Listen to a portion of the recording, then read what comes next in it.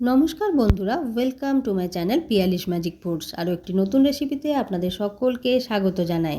দেখেই বুঝতে পারছেন আজকে একটা দারুণ চিকেনের রেসিপি আমি আপনাদের সাথে শেয়ার করতে চলেছি। নিয়ে নিলাম 1 কিলো চিকেন, ভালো করে ধুয়ে পরিষ্কার করে দিয়ে দিলাম 5 চামচের মতন টক দই, 2 টেবিল চামচের মতো ধনে গুঁড়ো, পরিমাণ মতো লবণ, হলুদের গুঁড়ো, কাশ্মীরি লাল লঙ্কার গুঁড়ো, দিয়ে দিলাম আদা রসুন কাঁচা লঙ্কার পেস্ট আর সর্ষের তেল।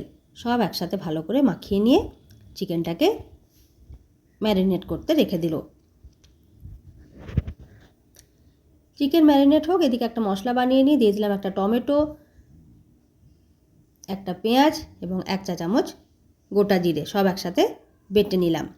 এদিকে ফ্রাইং প্যানে দিয়ে দিলাম সর্ষের তেল, তারপর এর মধ্যে দিয়ে দিলাম গোটা গরম মশলা এবং বড় এলাচ। সব যখন ভাজা ভাজা হয়ে এলো তখন এর মধ্যে দিয়ে দিলাম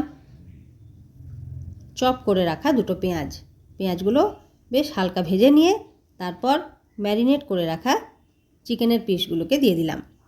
উল্টে পাল্টে ভালো করে চিকেনের পিসগুলোকে ভেজে নিচ্ছি।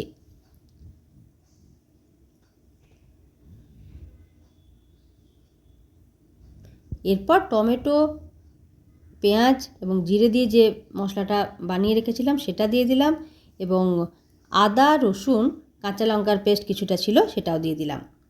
সমস্ত কিছু দিয়ে ভালো করে মাংসটাকে কষিয়ে নিতে হবে।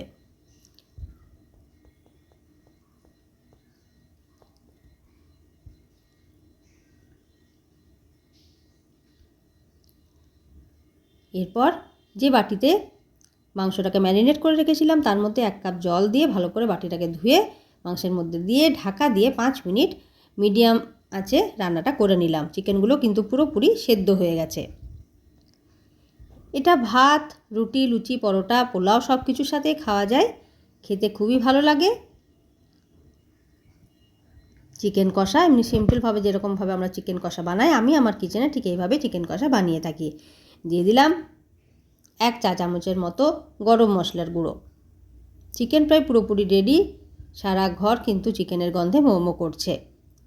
এরপর ওপর থেকে ছড়িয়ে দিলাম ফ্রেশ ধনেপাতা। শীতকালে কিন্তু ধনেপাতা একেবারে ম্যান্ডেটারি। তাহলে কেমন লাগলো বন্ধুরা আজকের রেসিপি? অবশ্যই কিন্তু জানিও। ভিডিওটি দেখার জন্য অসংখ্য ধন্যবাদ।